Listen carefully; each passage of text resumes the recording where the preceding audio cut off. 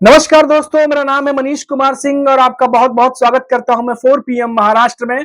और दोस्तों, मैं फिर से हाजिर हूं आपके सामने महाराष्ट्र की एक बड़ी खबर के साथ में। और बड़ी खबर जुड़ी हुई है महाराष्ट्र के चाणक्य कहे जाने वाले शरद पवार से। जी हां, महाराष्ट्र की राजनीति के दिग्गज खिलाड़ी एनसीपी जो है, शरद चंद्र पवार की जो पार्टी है, उनके प्रमुख शरद पवार ने केंद्र सरकार को लेकर विधानसभा चुनाव समेत कई मसलों पर जो है अपनी बात रखी है और सरकार को भी घेरा है। संभाजी नगर में एक प्रेस कॉन्फ्रेंस के दौरान एनडीए सरकार को लेकर पूछे गए सवाल पर उन्होंने कहा कि मुझे नहीं पता कि केंद्र सरकार गिरेगी या नहीं, लेकिन ऐसा क्यों कहा जा रहा है, ये बहुत बड़ा सवाल है। उन्होंने नीतीश कुमार और चंद्रबाबू नायडू का बिना नाम लिए कहा कि जब तक दोनों पीएम मोदी के साथ है, सरकार को कोई दिक्कत नहीं। पहले सत्ता नरेंद्र मोदी के हाथ में थी, अब बांटने की नौबत आ गई है। शरद पवार ने कहा कि लोकसभा चुनाव में कुछ बीजेपी नेताओं ने स्पष्ट रुख अपनाया कि संविधान बदलने के लिए हमें 400 सीटें चाहिए। अब जब विधानसभा चुनाव हो रहे हैं तो लोगों को लगता है कि अब बदलाव की जरूरत है। हमने विधानसभा चुनाव के लिए एक साथ लड़ने की प्रक्रिया शुरू कर दी है, ये बात शरद पवार कह रहे हैं। साथ ही साथ उन्होंने कहा कि अगर सभी एक साथ आते हैं तो ठीक है, अन्यथा इसकी कीमत चुकानी पड़ेगी। 3 दिन पहले हमारी चर्चा हुई थी। इस बार संजय राउत, जयंत पाटिल और बाला साहेब थोराट ने सीट आवंटन पर चर्चा के लिए समिति के नाम दिए। मैंने सुझाव दिया, शरद पवार कह रहे हैं कि मैंने सुझाव दिया कि वाम दलों को प्रमुख दलों के साथ मिलाया जाना चाहिए, उन्हें कुछ जगह दी जानी चाहिए। सरकार के खजाने में कुछ नहीं है, चुनाव से पहले दूसरी किस्त देने का निर्णय लिया जाएगा। कुछ लोगों ने पार्टी में शामिल होने की इच्छा व्यक्त की है, लेकिन हम तत्काल निर्णय लेने के मूड में नहीं है।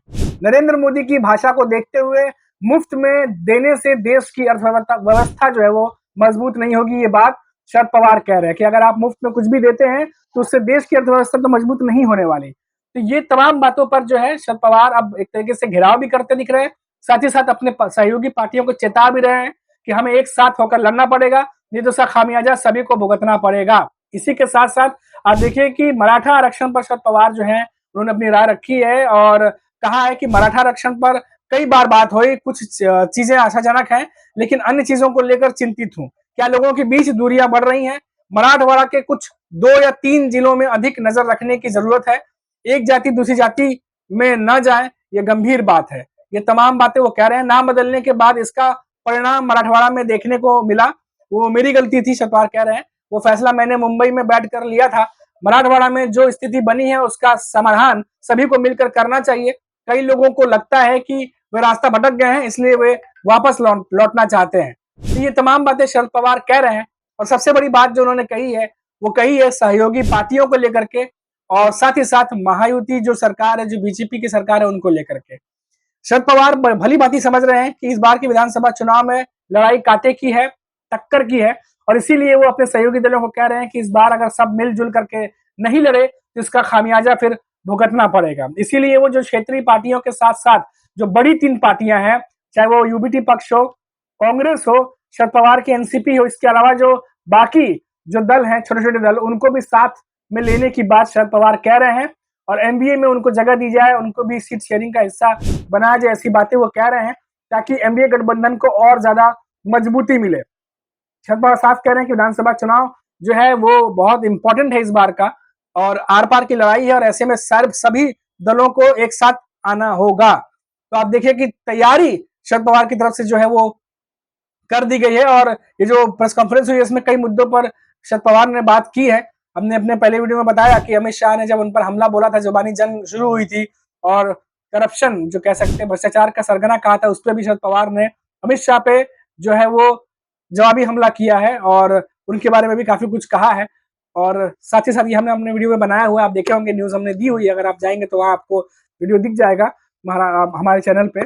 फिलहाल बड़ी बड़ी बात यह है कि शरद पवार जो है वो एक्शन मोड में है लगातार, और जिस तरीके से वो एकनाथ शिंदे से मुलाकात कर रहे हैं, जिस तरीके से वो विरोधी पार्टियों के जो नेता है, बड़े नेता, उनसे मुलाकात कर रहे हैं, छगन भुजबल से उनकी मुलाकात हुई, कुल मिला के ये कहा जा सकता है कि शरद पवार एक बहुत बड़ा फैक्टर जो है इस बार के विधानसभा चुनाव में होने जा रहे हैं, क्योंकि वो जिस तरीके से राजनीति करते हैं और जिस तरीके से उनकी जो एक तरीके से कह सकते हैं बिसात वो बिछाते हैं, उसमें बड़े बड़े प्रतिद्वंदी जो है वो फंस कर रह जाते हैं। तो देखना होगा कि इस बार के विधानसभा चुनाव में शरद पवार की तरफ से क्या क्या कुछ देखने को मिलेगा। अभी के लिए फिलहाल इतना ही, फिर लौटेंगे तो बात करेंगे महाराष्ट्र की किसी बड़ी खबर पर।